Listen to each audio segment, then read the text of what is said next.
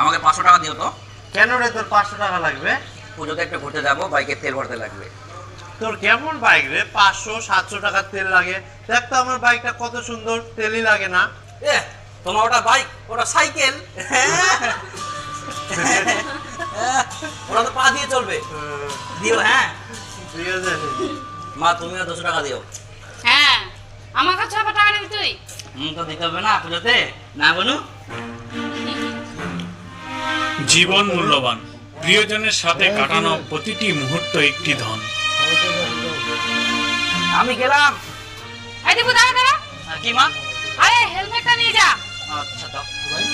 আর বেটা, রাস্তায় অনেক ভিড় থাকবে, দেখে শুনে বাইক চালাস। আচ্ছা বাবা। আর সন্ধ্যার আগে আগে বাড়ি ফিরবি। আচ্ছা, তোমাদের চিন্তা করতে হবে না, চলে আসবো আমি।